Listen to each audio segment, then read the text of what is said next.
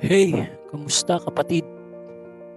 Alam mo, kung ikaw ay napapagod, nalulumbay, o parang gusto mo nang sumuko, this message is for you. Alam mo ba, minsan kahit anong kabutihan ang gawin natin, parang walang kapalit, parang walang nakakakita, parang walang bunga. Pero sa Galatia 6:9, kaya huwag tayong mapagod sa paggawa ng mabuti. Pagkat pagdating ng takdang panahon, tayo ay aani kung hindi tayo susuko. So ang sabi ay huwag tayong manghinawa.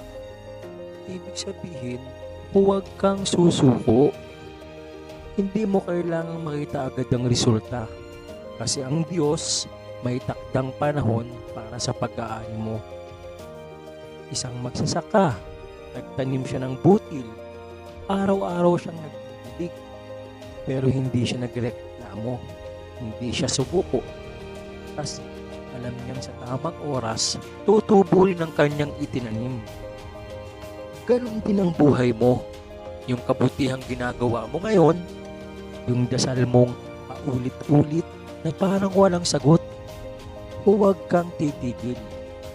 Dahil may Diyos na nakakakita at siya ang bahalang gumanti.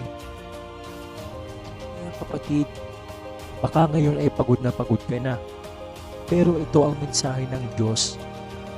Anak, huwag kang susuko.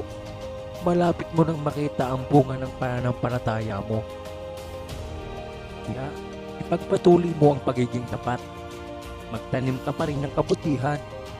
Magtiwala ka. Darating ang panahon ng pag-ani.